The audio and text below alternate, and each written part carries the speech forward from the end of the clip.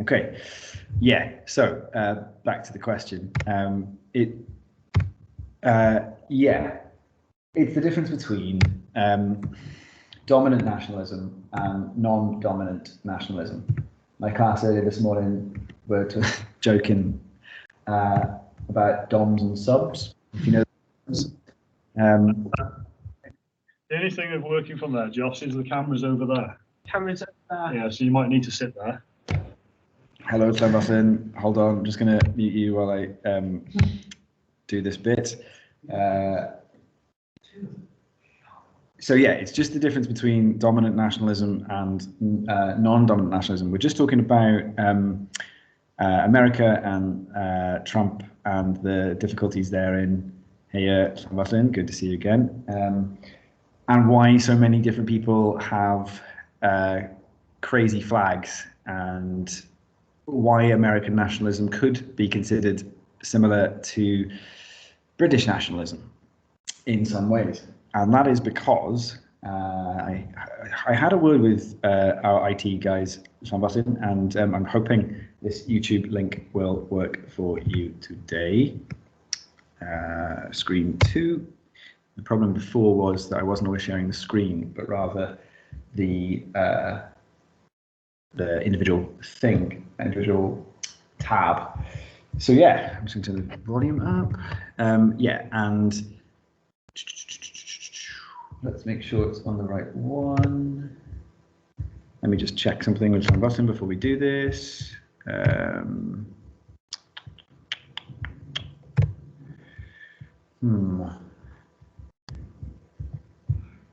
video.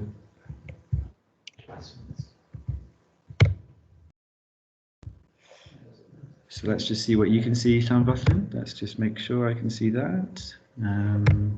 Sharing the content, but I just want to double check.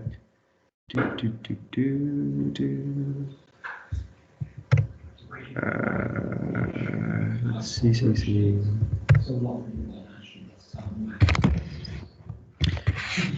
Yeah, there's a problem. So it literally, when you get to the A-level stuff, we'll look at the complexities of nationalism, right? And there are two kind of wide angles or wide perspectives, and one is ethno-nationalism, which is essentially the far right, nationalism that far right politics uses, and Nigel Farage, and it is indeed racist. Ethno-nationalism is a kind of racism. It says, just this one ethnicity, just white people, for example, should be in this place or this country or whatever. And on the other end, you've got civic nationalism, which says that actually diversity is really good. Our community is based on and encouraged by that diversity. And it also runs parallel to this video, which I hope will play in both locations now. And it's about dominant nationalisms, like those that, you'll see what they say, but it's like those that want to be dominant. So we're the best country in the world, like, make America great again, or take back control, Britain's borders. I think Boris Johnson said 2 weeks ago, Boris Johnson said, Britain invented democracy. Well, no, the word demos comes from a Greek word, and the Greeks had democracy 2,000 years ago, So it's a dangerous thing, but it's worth noting. So we'll just note it, and then we'll go on to the Parliament stuffs of today. Okay.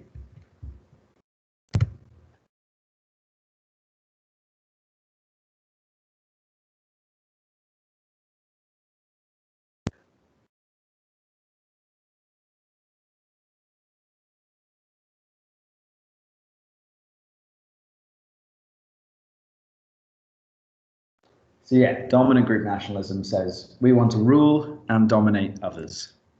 Obviously, if you're an imperial society like a British Empire, then you're a dominant nationalist. And if you're, for example, it was in the news this morning that Boris Johnson has said, we will make the M4, we will build the M4.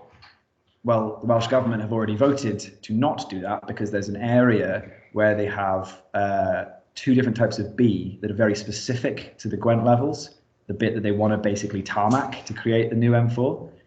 The Welsh government said, look, if you kill those bees, you literally kill the entire species and we'll never see those bees on this planet ever again.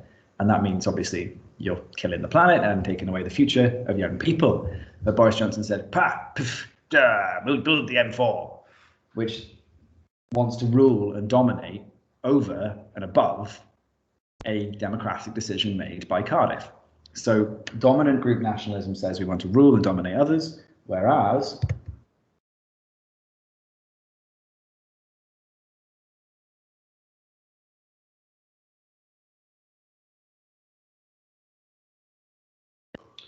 non-dominant nationalism says we want our culture, our language, our traditions, we just want equality. And that's kind of the difficult difference that we come across in any nationalism, because again, it's a sliding scale. And if you stick around for the A level, we'll get onto the complexities and the theories of this. But it is really a polar opposite, domination or equality. And that's what the non-dominant want. And we encounter it all the time. And that's why people who have, there's a lot more to this, but we've got to get back to parliamentary stuffs. Yeah, that's why lots and lots. Oh, damn. No.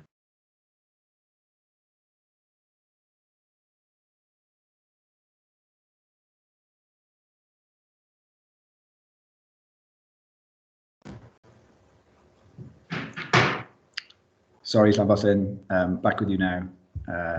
It just had a moment. Yeah, that's why we look at different people who, wear flags, for example. Keir Starmer just the other week said, I want to wrap myself in the British flag, because you can appeal to nationalism if you want to get into power in Parliament, which is today's title. Please write down.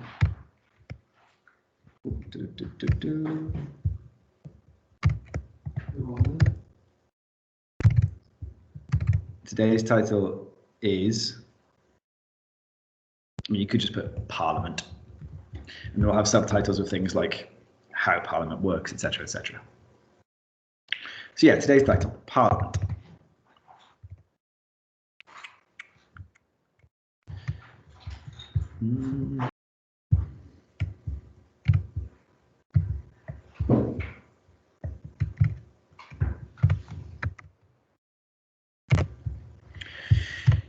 So we'll likely be going over some stuff that you know, but it is going to build on everything that we've done. So remind me, what does Parliament do? What do they actually do in the constitutional stuffs? Pass laws. Parliament passes laws. Absolutely. That's the basics. Get that down. Parliament passes laws. You'll have it from before, and that's good. We know that Parliament passes laws. The question then becomes, how does it do those things? yeah. Parliament grumbles at each other. That is exactly how it works. Josh, I just want to check in Llanfairpwllgwyngyllgogerychwyrndrobwllllantysiliogogogoch. You can hear me okay? Thumbs up? Thumbs up. Okay. Obviously, if you have a question, just raise that hand on the Teams thing there, and we'll be grand. Okay. Right. So yeah, we're literally looking at how Parliament works today, and we're just gonna get that screen up.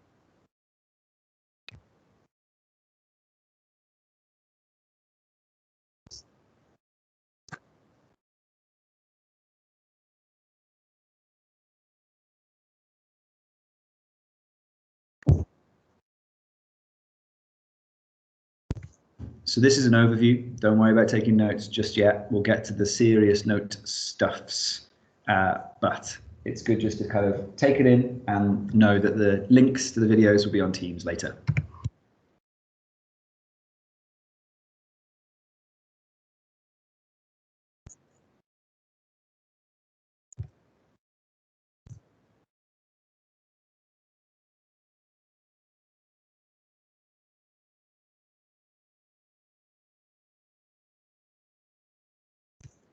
And obviously, we've done stuff around the executive, around the Prime Minister's power, and how they delegate that power to cabinet and different cabinet structures. But we also need to know the structure of Parliament so that we can understand how laws go through different parts of it. Oh, Josh has got his hand up. Hold on. Josh has got his hand up, I think, in Llanfastyn. Yeah, he has. Let's see if I can unmute you, Josh. Well, you might have to unmute yourself, I think. Is that possible? Question from Llanfastyn. Hybrid learning. He's on it. I will unshare that video so we can make sure. Can't hear you, Josh. You want to give it a go? I can't unmute you from this side. I'm sorry, buddy. So, wish I could. That would be a better feature, wouldn't it? You can't hear me at all. I can't hear what you're saying. Oh, you can't see the video. You can't. Yeah, you may have to write it on paper what you need me to do, but then hold it up to the camera because I can't hear you. But I feel like.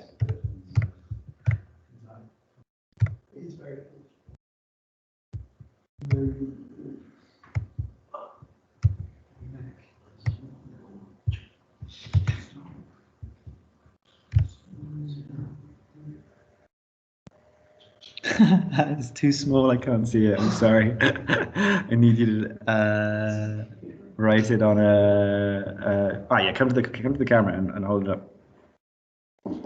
You're going to tell me you can't see the video, aren't you, or something? Can't hear the video. Oh, but you can see it. Damn it, Mark's probably fixed the thing and you can't hear it. That's so odd. Okay, got it. Can't hear the video. What's best? Yeah, you can hear me though, Josh, yeah? Is there a way you can play out the speakers here? Yeah, I'm thinking that's what's best. I'm just gonna have to Teams is mad, isn't it? Yeah. They're still fixing it, so apologies, Josh. Yeah. Let's see what we can do about that. What's that? Turn the camera off. Can't hear the video. Let's see.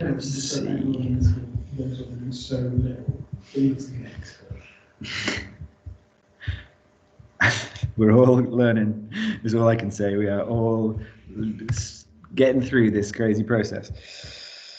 Okay, so you can see the video, but you cannot hear the video. And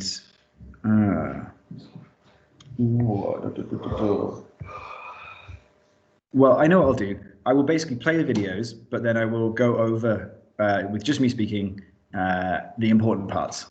So don't worry too much about the audio, but let's just watch what it says, because even in the videos that I want you to take note of and notes from, I'll be pausing it and we'll be using, for example, some of the stuff that's actually written.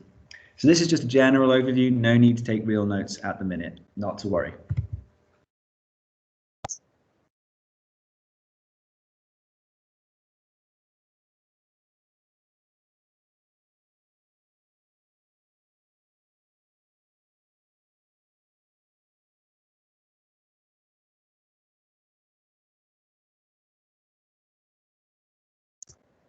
So yeah, House of Lords, second chamber, you know this stuff, but it's important just to kind of go over its structure. So you've got the three parts of the legislature. So you've got the House of Commons, the House of Lords, and the monarch. And the House of Commons, as we all said, passes laws, but it has to go through both chambers.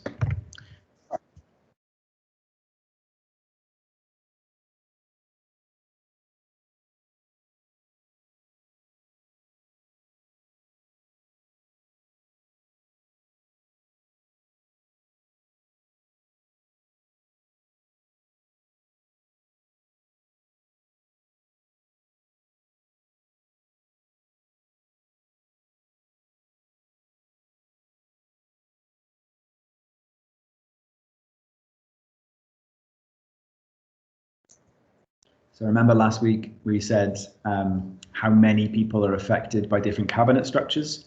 They are all of those little people we just saw there. All of those support staff, they're the civil service. They're the people that keep things running.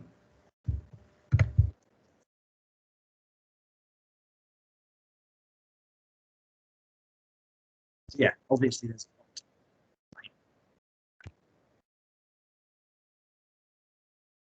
I do like that little music there.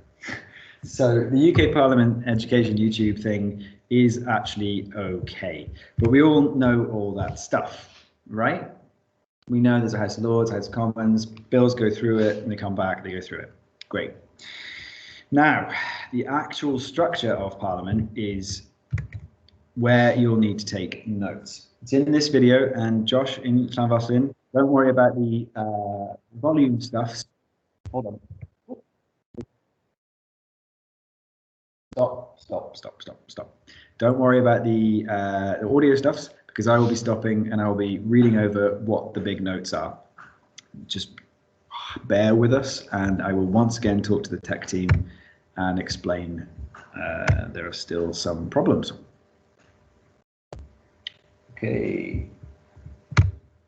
So yeah, like he said, Parliament's not just some big building by the Thames.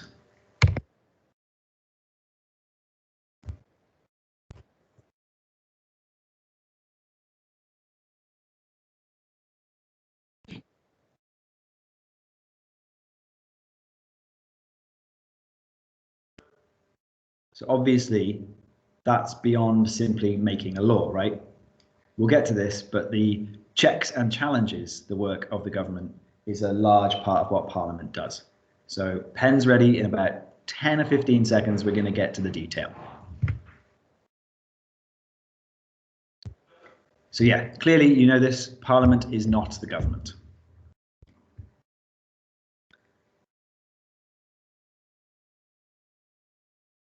And we know that the executive is separate from backbenchers, even if your party is the biggest party. But Parliament is not the government. We know this. But it's an important reminder. And onward.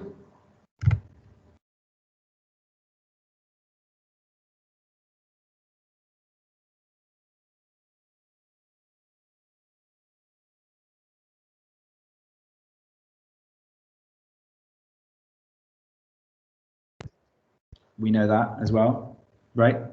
Good.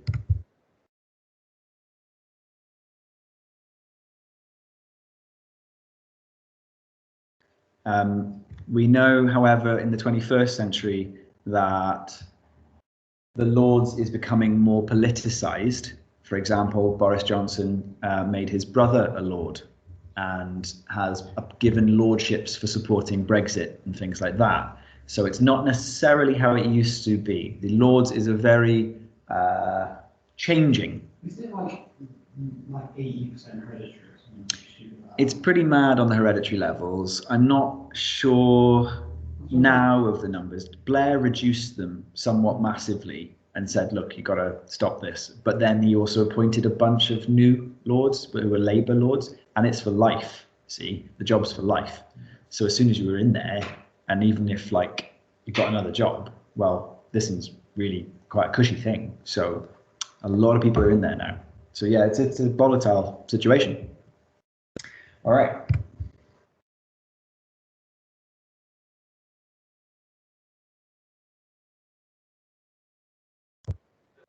Now that might be interesting to you. Some of the lords are non-party political. Non-party political. Some of the lords are non-party political. In many ways, they can be key to bridging the divides. You know, if someone wants to win an amendment to a law, you can use those non-party political people to do crossbench work. You can go across the parties. Okay.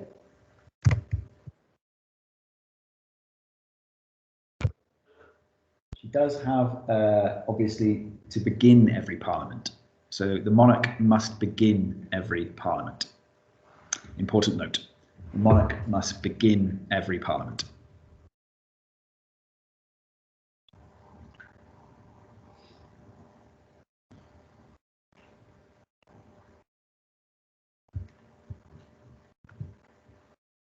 Out of curiosity, does anybody know what this guy is called? So you'll see in a while, we've got some pretty interesting stuff coming up about the peculiarities of Westminster as a parliament. Some really strange stuff happens. That guy's called Black Rod.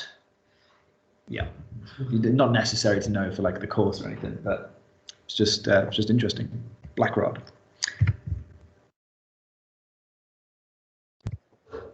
Pop quiz. What's that called when she does that? You know it. It's in the. We've done it. Begin. Royal ascent. Yes, royal assent. When the Queen signs off on a law, it is royal assent.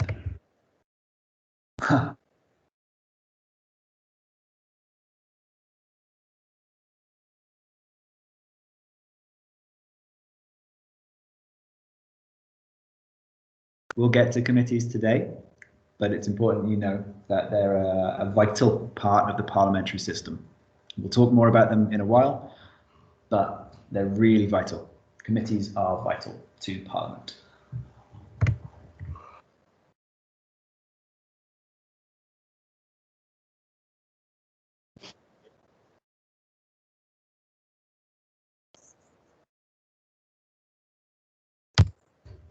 So those are the four big things that Parliament does.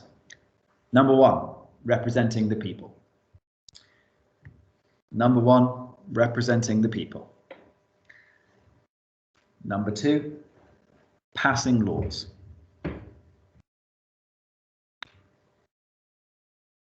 Number three, debating issues.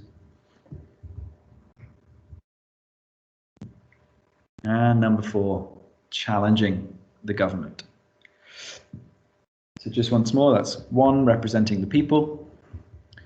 Two, passing laws. Three, debating issues. And four, challenging the government.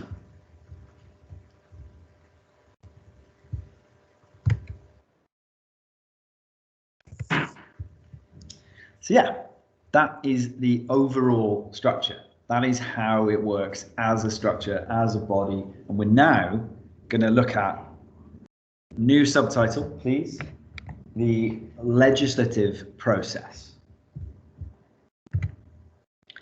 So new subtitle, the legislative process.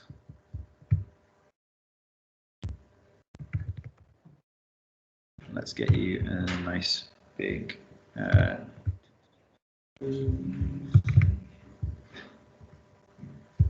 so when I say legislative, what do I mean? The laws, passing a law. Yeah, damn right. Damn right. Legislative process. Step one, a draft bill is consulted on. So government introduces a draft bill. I'm going to share this screen too. Legislative process. Basically, all of the steps that a bill needs to become an act, or how we pass laws. Step one, draft bill is consulted on, changed, reviewed by select committees, and sometimes even the public. Now, I know this might seem a bit dry and dusty, but it is actually where much of the good stuff happens, and how bills become acts and therefore law, and which law, of course, affects every one of us. So the draft bill is consulted on, and then step two, first reading. It gets read in Parliament. But it's important we know it's to Parliament, not for debate. It's not for debate. First reading is literally, what are you doing? Oh, I might as well say it. First reading is not to do with debate. It's just to tell Parliament, this is happening, this is what we want to do, we're a government, blah, blah, blah. First reading.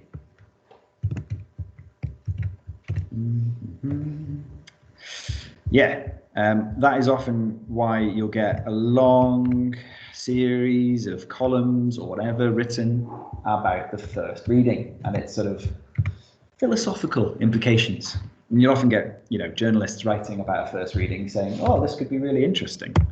But then you get to second reading, which is the good stuff. It's the full debate. You can even be defeated in the Commons there. However, of course, that is dependent on either cross-party working or a slim majority being defeated. So this is when you start to see stuff in Westminster where they're all going, rah, rah, rah, rah, rah, rah, and they all...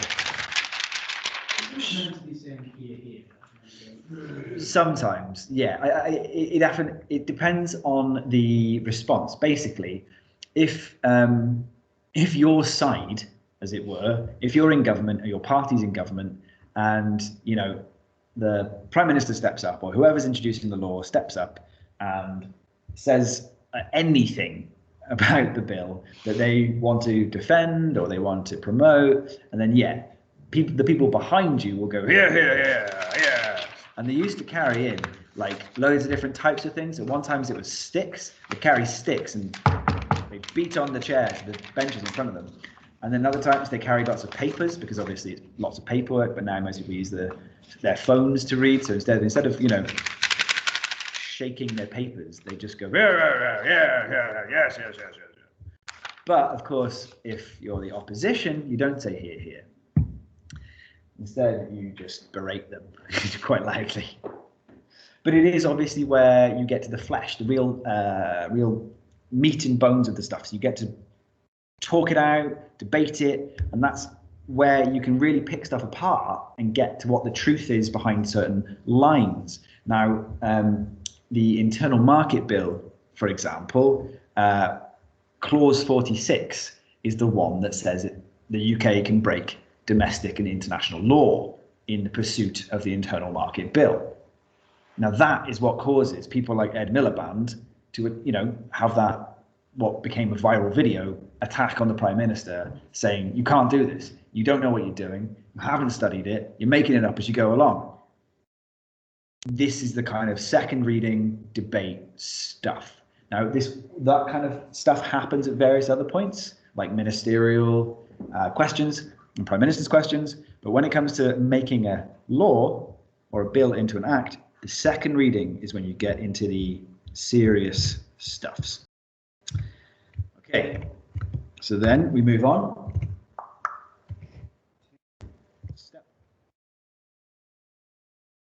Committee stage. Now, this is the more serious and more detailed process.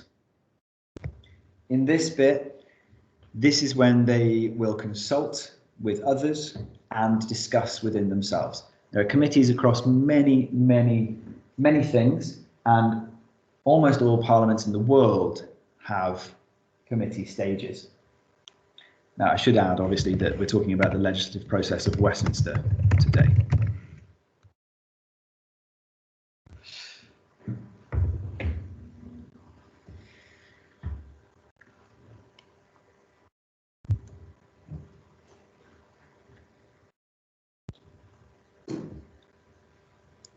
So yeah, the MPs, they trawl over this stuff.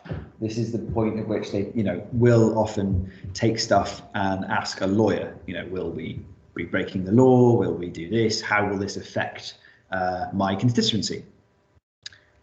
And when they've done all that, when the committee has deliberated and checked and suggested amendments, they get to stage 5. The report stage. So they make a report. They literally make a report. Committee reports.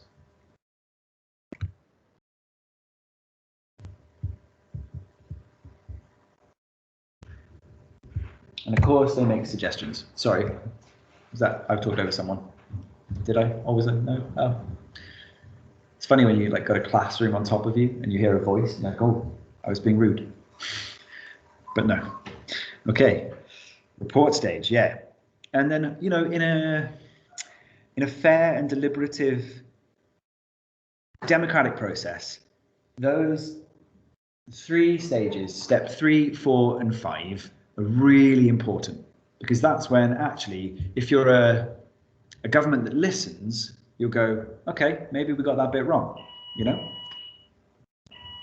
and maybe it needs to be changed. So yeah, 3, 4, and 5. Second reading, debate, committee stage, go over detail, try and change it. Step 5, present the report. And that report obviously goes to Parliament and government. And then step 6 is another bit of spicy action. Full debate, but nobody can. That's why it gets a bit heated, because if it's a dangerous bill or seen as a dangerous bill, you can have a debate about it and you can make your speeches and you can attack the government, or the government can attack the opposition, but without amending it. So it really comes down to a crunch vote. And remember, we also talked about the whip. This is the most crucial time for the whip. This is, I mean, it's worth noting, this is the most crucial time for the whip. Because if a bill fails at the 3rd reading, you've got to go right back to draft, right back to step 1. It's a snakes and ladders game, and this is the biggest snake and the biggest ladder, all at once. Everything can hinge on a good whip. If you had a slim majority like Theresa May, and you didn't have a good whip, you'd lose a lot. Arthur? How would you get rid of it? Because surely if you were like, oh, like, we don't need to do your whip anymore, wouldn't they just be like, oh yeah, you did this? Yeah, I've got dirt on every one of you. Usually you give them a better job, or you give them a cushy package to go off into the backbenches or sunset. But yeah, you're absolutely right. The whip is a powerful member of party and parliament at all points. Absolutely. It is the stuff of many stories. And if you haven't seen either the English version or the American version, House of Cards is a glorious bit of TV, because it's like not just watching politics, but watching serious Shakespearean, Jacobean drama. There's blood and guts and blackmail and everything. It's just everything. But, you know, that's politics in lots of ways. Is there a whip in the Senate? Yes, there are whips in the Senate, yeah. Labour has a whip, Plaid has a whip, Tories have a whip in the Senate, but the other parties are too small, really, to need it. Okay, step 7. This is when, if it's gone past the 3rd reading, which it usually will with a government with a majority, we get to the House of Lords. Right? House of Lords.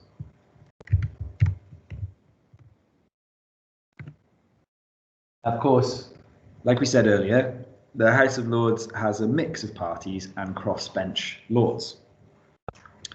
But again, it is debated. Is it still? Debated. And amendments are offered. Now the government has a presence. Let's just put a proper. Government has a presence in the House of Lords and representatives.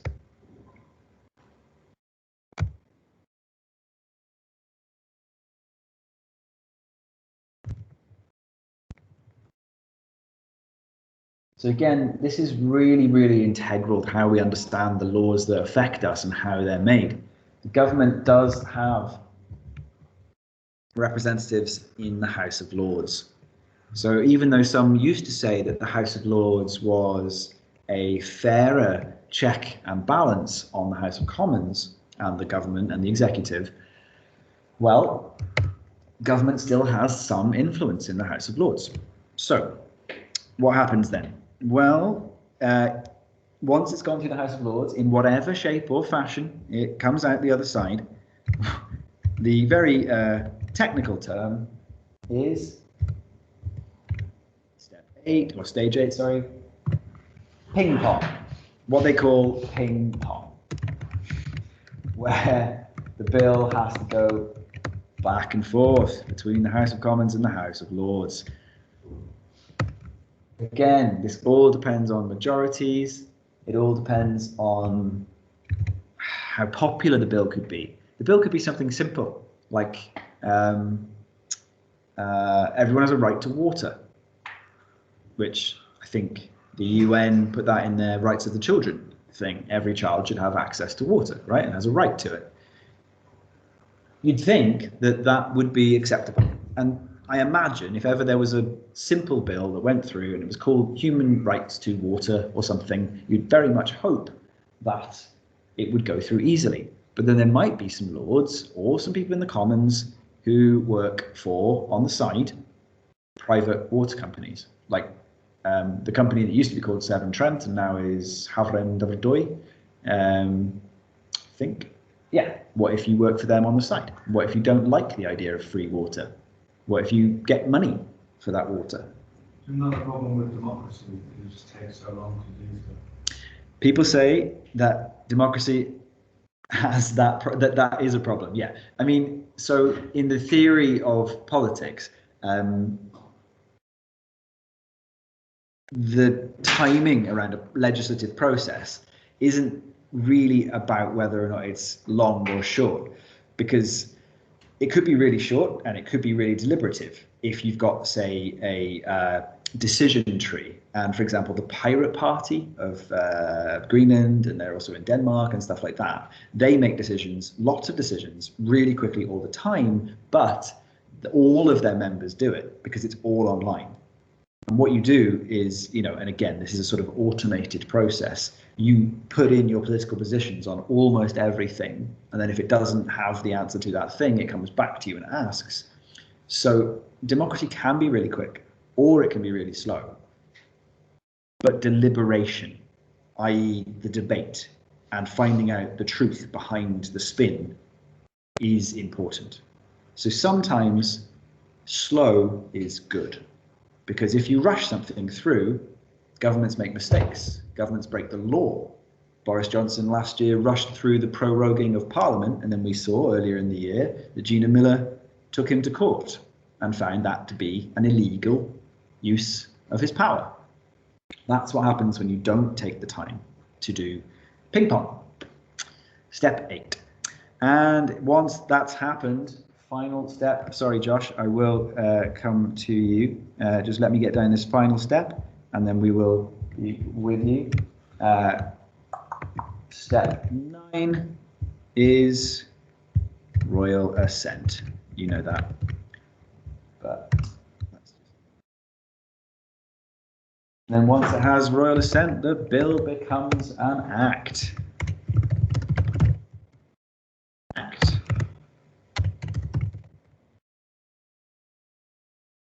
And that's it. That's your legislative process. All right, good work. Okay, Josh in Van Bussen has a question. Hold on, Josh. I'm just going to unshare the screen and get back to you on Teams.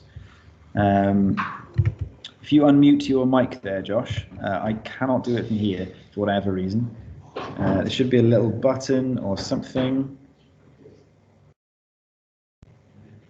No, that hasn't done it yet.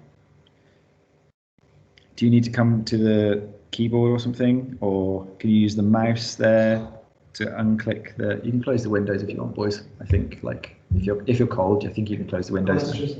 Oh. Yeah, it's the 3 dots there on Teams, I think. Josh, unfortunately, I cannot do it from this end.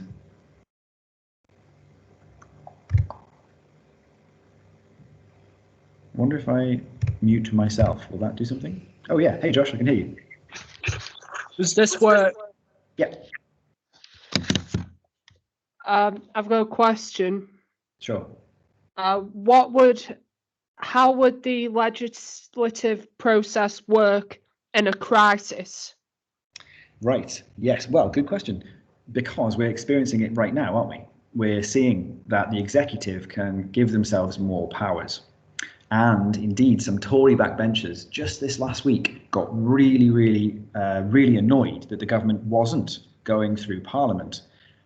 But there are two examples that we can look at right now.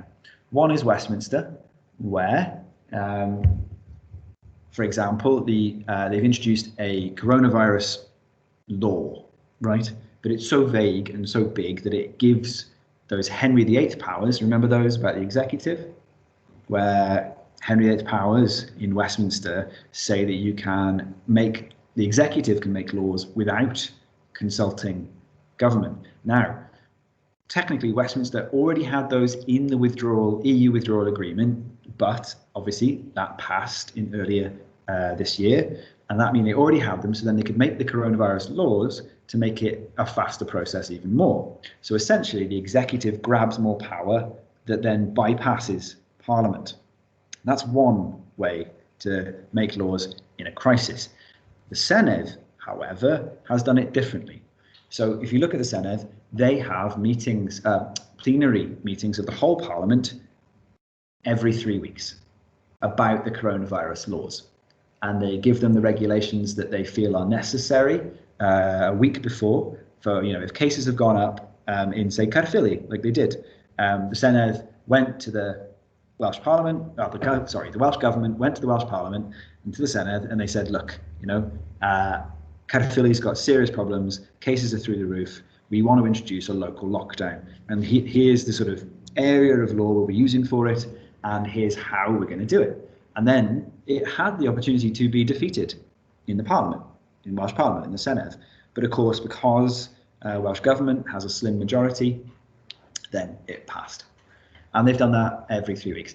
Interestingly, again, in the Senedd, they have found that most of the parties, in fact, even the Conservatives and Plaid, have voted with Labour and the Lib Dems in Welsh Government on this, because obviously it's a crisis and they know that stuff needs to be done quickly. But in Westminster, there's been a lot of uproar. Arthur? I was going to say, in Westminster a lot of time, when even if it's like something they agree on, they still vote against them just because they're... The opposition. Yeah. It's a tough one. Westminster is becoming more and more partisan. They're becoming, two big blocks. Even though they're, the Lib Dems and there's one Green and the DUP from Ireland and stuff like that, it's becoming much more split and down the middle. And you can see it sometimes in the architecture of the Parliament, right? Like the House of Commons literally is just two columns. Like the opposition sits on one side, the party of government sits on the other with their friends, the DUP. But in the Senedd, obviously, it's in the round. And so you have the architecture of more of a coming together situation. And that's true of a lot of parliaments.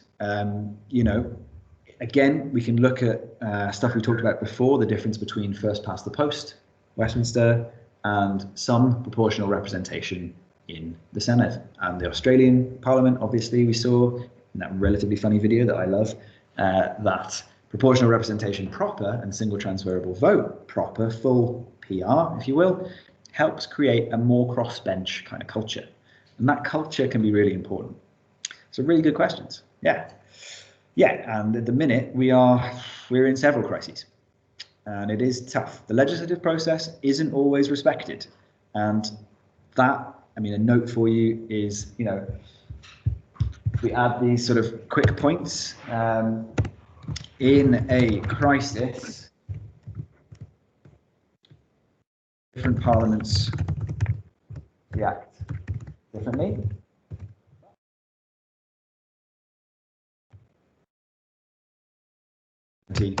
Westminster has,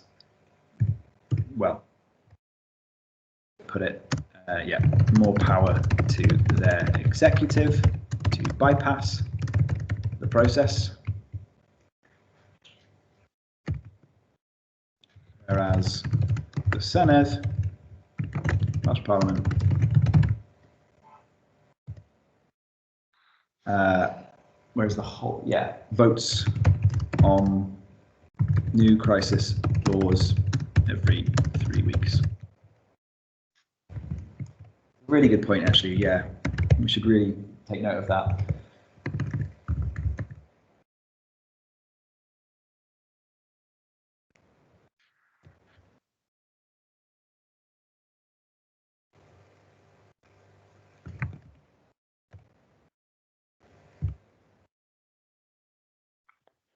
What do you say about the Senedd?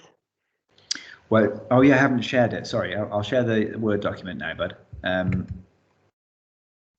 Basically, that they meet every 3 weeks. So we're sort of just getting down your points added to what we just discussed.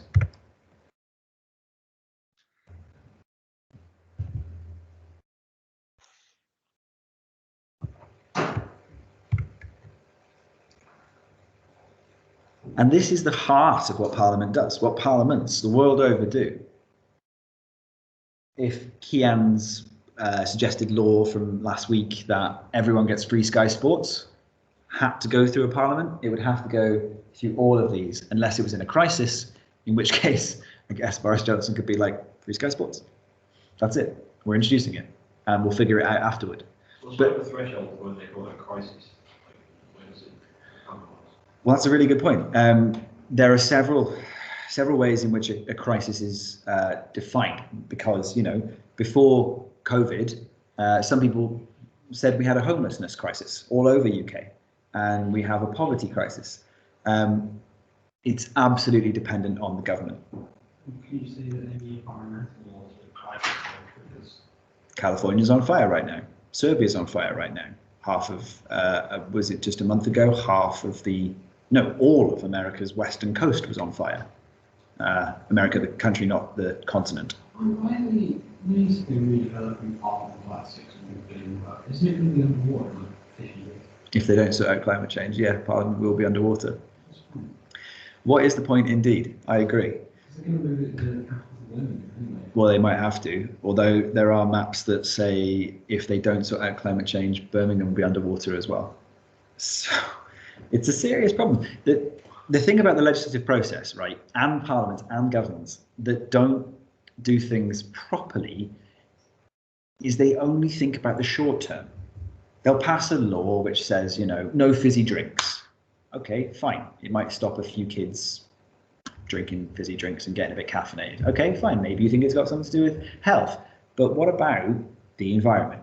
What about the planet? Why aren't you actually making laws which will save the future?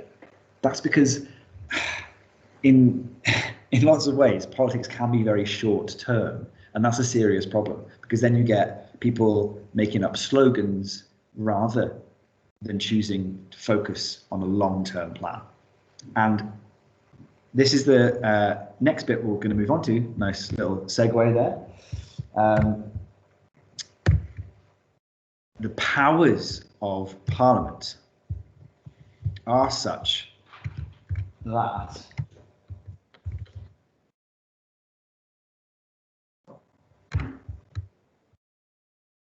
no, and here's the really important part, Parliament does not have the ability to bind its successors. Now, that means that, you know, any government can make a law saying no more homelessness, for example, right? That's the law now. And in Westminster, if the next government comes along 5 years later, or 10 years later, or whenever, they can make a new law, because again, they cannot remove the old laws. If you remember our constitutional positions, they cannot remove the old laws, but they can introduce a new law which says 10% homelessness is totally tolerable. So is that why there's laws from hundreds of years ago? Yeah. Or is it just more and more and more laws? More and more laws, which is the establishment of an unwritten constitution. Remember our monarch plus statute plus common law, all those common laws, all that statute, that just builds up over time to create an unwritten constitution. And of course, it means that it's a bit of a mess. But it also means that, yeah, Parliament has a certain level of freedom. So like if Green Party like came into power and like did a bunch of laws about environmental change and Roger Johnson came like I said, it could just pretty much cancel the law. Yeah, I mean, but this is the difficulty. They're not allowed to cancel the laws. Yeah, like amend like made new laws that would cancel them. Exactly, and that's the next point. So,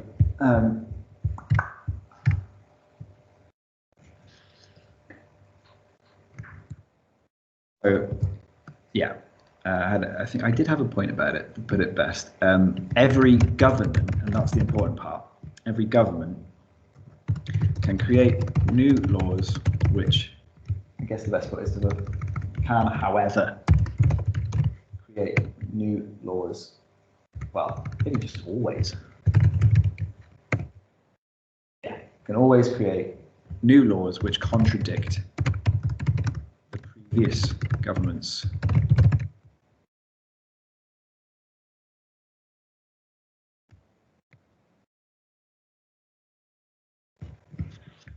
So could we ever get a written constitution? Probably not. Well, that depends on who you're asking, and it also depends on which perspective. For example, there are lots of people. Oh, damn! That was the media bit. The other third thing I wanted to talk to you about. Plaid Cymru last week released a roadmap to independence, which includes a written constitution. So Wales could have a written constitution, yeah. Could Britain? Absolutely. But does Westminster want it? No. Because then bars of electoral Stuff like that. Yeah, that's a really good point. Yeah, if there was a written constitution in Britain right now, and Gina Miller took the government to court, she would have been able to point to the constitution. Whereas currently, the government can go, well, there's no law saying we can't do that, so we can do it. So it's like every MP is said like they want to like codify the constitution or whatever, and to get into power and then Yeah. out of power. Yeah, exactly so. And that's also true of the history of parties as well. And we will get onto this later this year. Parties will often, when in opposition, say, oh, we're going to completely revolutionize Parliament. We're going to change it. We're going to bring it into the 21st century. But then as soon as they're in power, and if they've got a good enough majority, they like the power so much, and they know they can do things more efficiently or quickly, or they can push through that legislative process with a whipped majority really, really quickly, then they use that. And it's been happening for 200 years. David Lloyd George, one of the most famous Welsh by family, not by birth, prime ministers of our time, and I will get on to giving you your homework later in the week, don't worry. He said we need a federal system. We need federalism in the UK. Do we have federalism in the UK? No, because so federalism is a very different structure to what we have currently, which is a centralised unitary state. Again, Westminster Parliament is sovereign, and that's as of the EU withdrawal bill. I'm just going to write something down, Josh, and then I'll take your question. I'm just going to write down this this law that has this bit of what Carwyn Jones called constitutional graffiti. Parliament is sovereign. Now they mean Westminster there, and that's from the EU withdrawal. Oh, geez, what's the official title? Just going to check that for us. I think EU withdrawal. It's got like a stupid name. EU withdrawal Act 2020. Pretty sure that's it. Yeah, European Union Withdrawal Agreement Act 2020. So,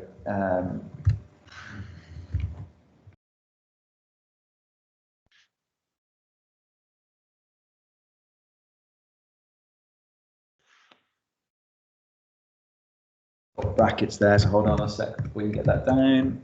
And that's the official thing. So what that really means is that Westminster, and they're talking about Westminster there, Westminster can create laws over and above all others because it is sovereign and therefore the most sovereign. And because we're supposed to have a parliamentary democracy where the representatives of our democracy and our laws go to the parliament to use that process to make it happen, currently we have a very centralized unitary state. And Josh in Llamboston had a question. Go for it, bud. Is the homework we're doing on David Lloyd George? No, not necessarily. Just that I know that I asked you about your, the prime ministers of old, and you've all handed it in. And I was just saying how I'm going to be returning your homework later in the week. And yeah, I know that some of you may or may not have written about David Lloyd George, and you may have mentioned him, and that's lovely, basically. There'll be new homework on Friday rather than now, but no homework tonight, don't worry. Okay? What might the homework be? Oh, well, so I was going to explain it on Friday because it's a bit different this time. I'm going to, not give you another specific written thing. It's going to be more about taking part in political process. But I will get to that in about, I'll come back to it in about 15 minutes. Okay, bud? Lovely. Okay. So yes, powers of Parliament. Any further questions on that? Does that make sense? How like Westminster's basically got a lot of power and it is devolved or given some power over to the other parliaments of the UK. Like I often say, well, it's not just me, but to you too. You might enjoy this. Power devolved is power retained at Westminster. This is a favourite phrase of many in Scotland and Wales, because, like the EU Withdrawal Agreement Act 2020 says, Parliament is sovereign. So, as we've seen in Boris Johnson's announcement this morning, that they will make the M4 happen. Technically, Westminster can do a lot more than simply the legislative process.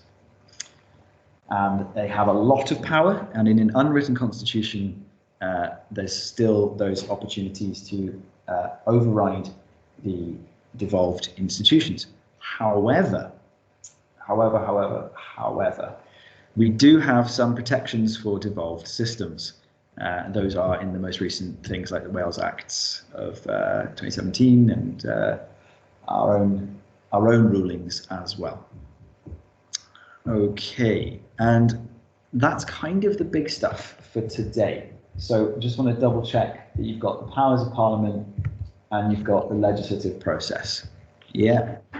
So that's really how Parliament works. Going through this big legislative process is the most important thing. And then, when we come back to all of these elements, they should consult with the public. They should consult with experts. But there are some governments that have such a massive majority and are so ideological that they don't consult with the public. It's up to you to decide whether those governments are bad or good. However, there are some curious parts that are still really important to the way we live today, but our Parliament is affected now. Just want to check. Josh, can you see the second screen okay? Should be a TLDR news thing. Can you see that? Yeah, lovely. Statue rubbing. So these are some of the quirks of Parliament, Westminster Parliament, that still exist today.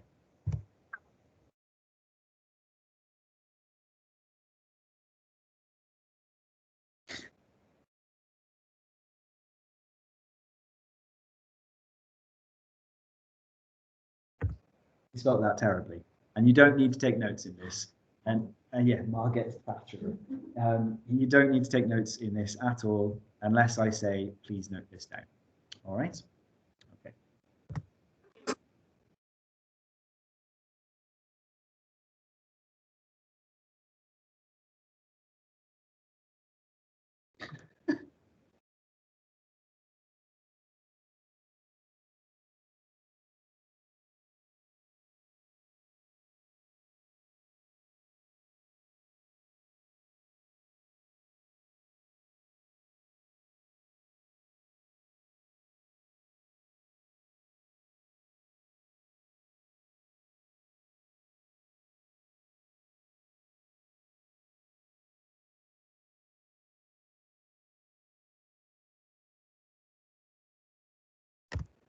This is actually really important. In your powers of Parliament or your legislative document, wherever you put a note, you might want to say, actually, it's probably better in the legislative. But yeah, you might want to note that, for example, doesn't need to be in bold really, it's not so important. The mace, the royal mace, needs to be in place for especially first reading, especially second reading, third reading. So the royal mace needs to be in place.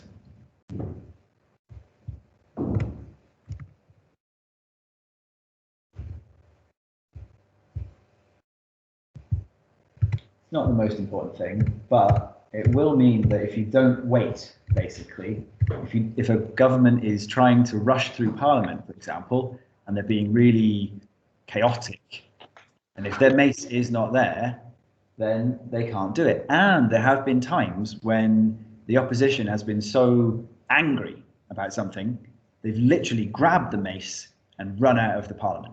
And that just makes the whole thing have to stop. So it's a little bit odd, but it's, yeah. They're a bunch of children. Yeah, no, it is a bit childish. But I remember one, like, I don't know if you want to strike some dates between the part. yeah. No, it's interesting also as well when you look at the culture of Westminster Parliament today and the culture of Eton, the private school. So many prime ministers of the UK went there, and it's very odd. You know, my porridge is cold. I don't want to work. It's very boarding school kind of stuff. Well, that's Britain today, and we continue. So yes, the Royal Mace.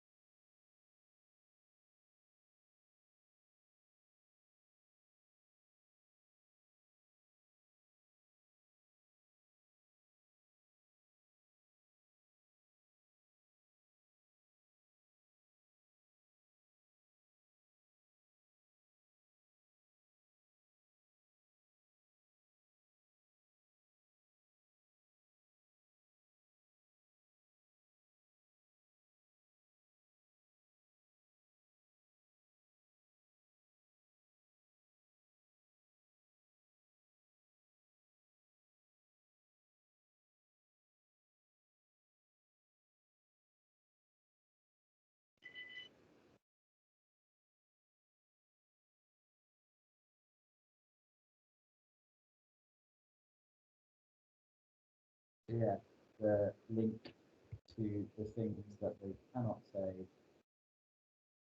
Let me see. More. This was 2 years ago, so yes, they haven't made.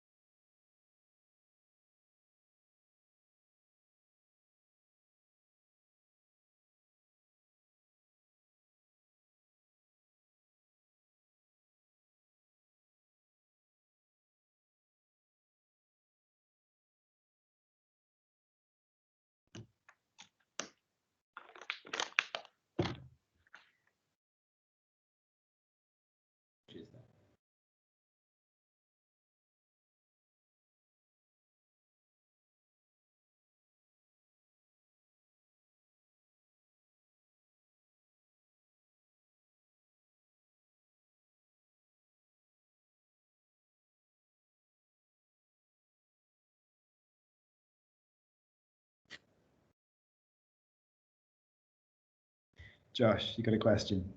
Go for it. Are the penalties for taking the royal mace in the second or third reading, when the royal mace is down, could you get the whip for ending a debate by running out of the building with the mace? Well, you can be suspended from Parliament, yeah, and you might get the whip removed, as in the party will disown you. Maybe, yeah. It is absolutely dependent on the party and the crucial moment. Like, if you were to do it right before a vote and then MPs can't go anywhere, well, then you'd be literally stopping the legislative process and you'd be holding it up. You'd be holding up democracy. So, yeah, I suspect there would be a serious reprimand and you'd be in serious trouble. Good point.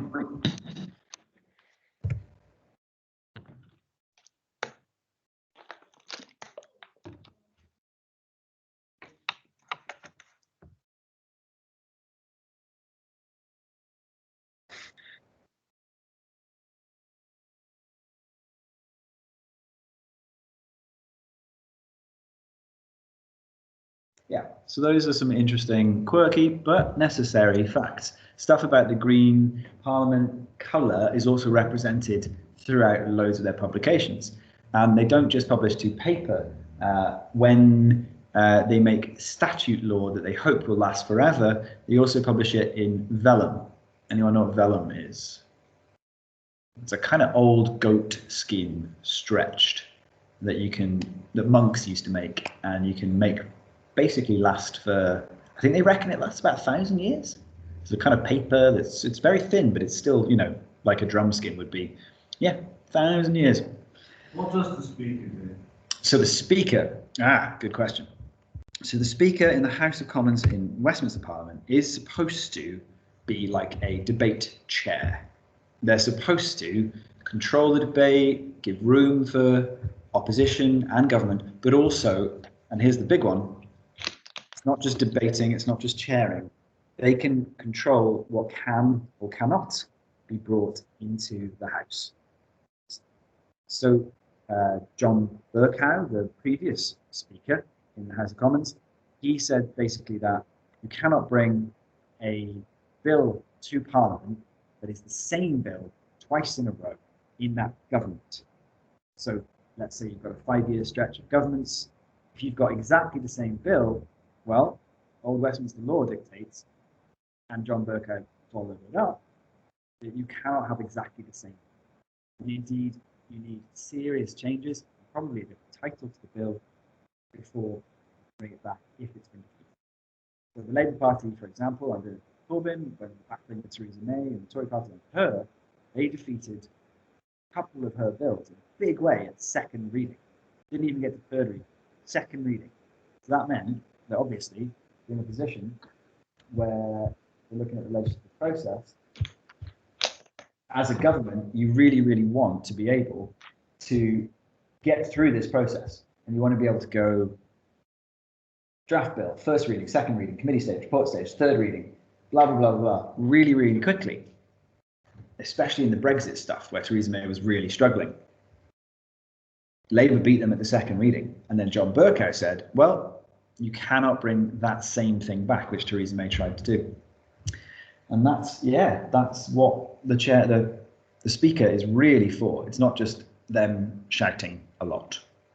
And however, there was a historical precedent where the Speaker stopped fights. I mean, forever ago, it's like 200 years ago. But the Speaker, don't forget, Parliament has changed shape over time.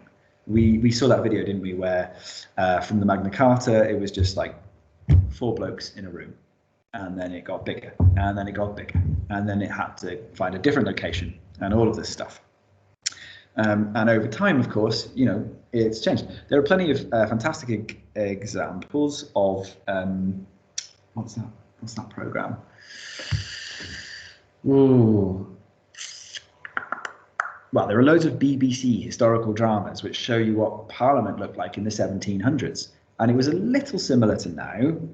You had your government and you had your opposition, but the parliamentary room was much smaller, and the speaker was much, much closer. Everything was much closer.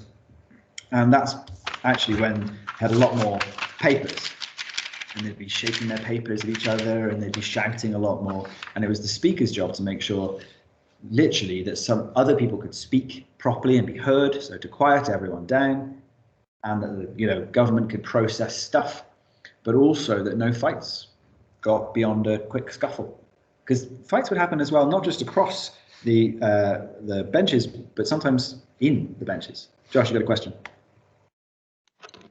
Since the 1970s and 1980s, I've read that there has been a decline in party membership. Yes, in some parties, yeah. So that's an interesting point, and that does affect,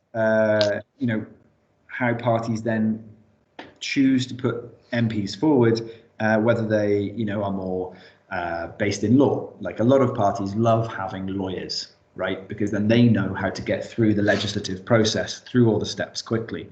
However, the Labour Party, UK Labour Party, under Jeremy Corbyn, became the biggest centre-left or socially democratic party in all of Europe. 500,000 members, which is wild for a political party. When you look at it on a Welsh level, Welsh Labour have approximately 25,000 members. The Conservatives have about half that. Oh no, they don't. They have less than half that. They have about, I think it's 7,000. No, it's less than that. It's roughly 7,000 members. Plaid Cymru have around 9. The Lib Dems have very few thousand. And Yes Cymru, the movement in independent Wales, now has 7,000 to 7,500 members, and that's a political movement rather than a political party. So it absolutely affects how people get put into parties and put forward. Josh? Didn't Ed Miliband charge £5 per membership to be a part of Labour? So at one point, yeah, but that was specifically for what he called a different kind of membership. It was a supporter only, so you didn't get voting rights within the party. And that was a really interesting ploy, because what it did was it introduced, and he also introduced one for the leadership election that followed him as well. So you got to join specifically as a leadership voting supporter, but a non-member, if that makes sense. He tiered the membership, and that's why people were able to pay less to have less sort of access to the internal party mechanisms. So political parties have their own kind of process, right? You put forward a motion, not a bill, but a motion at your branch level, which Max will cover soon enough, and that goes from branch, if it passes a vote at branch, up to the constituency. Now the constituency, obviously, ours here is Sir Trefaldwyn or Montgomeryshire, and if the constituency party then approves that motion, then it goes to the, in our case, Welsh National Party and the Welsh Executive Committee in Labour. Different parties have different structures, and then they say, okay, this is great, and then it goes up to the UK, or it doesn't. It can fail at each stage, just like the legislative process. And all of these decisions, these different things, have an impact on how our laws are made. But that is all of that done today. Right. Now, I want to explain the homework that I will be introducing, not today. There's no homework tonight, don't worry. But come Friday, I'll be giving you a different kind of homework. So, you don't really have to write anything down unless you want to now, but the homework is going to be joining or helping a political organisation. Now, Max has kind of got a bit of a head start on most of us here because he's already done it. But I'm doing it with the year 13s, and I think now that we've gone over most of this stuff, especially the legislative process, like, you're smart enough, you get it, you know enough to get involved. It's a political organisation. It does not have to be a party. It can be a movement. It can be a charity with a political ethos. like for example, Make Votes Matter. Make Votes Matter is a charity that wants to make Westminster a proportional representation parliament rather than a first past the post. Now, you've got loads of time for this. You've got loads and loads of time. I'm not going to ask you to do it in a week. I'm going to ask you to do it from Friday right through the half term. So you have 2 weeks, and I want you to document the process. So what you've done to join, was it just an email? Was it just online? Was it several things? Did you have to go back and forth? Did you have to meet someone with a secret handshake? Did you get some chips? What did you do? Document what you do and analyze the structure. But again, we'll go over this on Friday. You've got to analyze the structure and the process. In next term, once you're in that organization or you know them and you've done a little bit of research, then we'll look at actually doing things. Like, how do you get involved in the politics? It could be an environmental charity. Will you plant a tree? Will you do a litter pick? Will you organize a bunch of your peers to do other stuff with you? Will you suddenly take over the school? I don't know. You're the political students. It's up to you which organization you choose to get yourself involved with, but we'll talk more about it on Friday.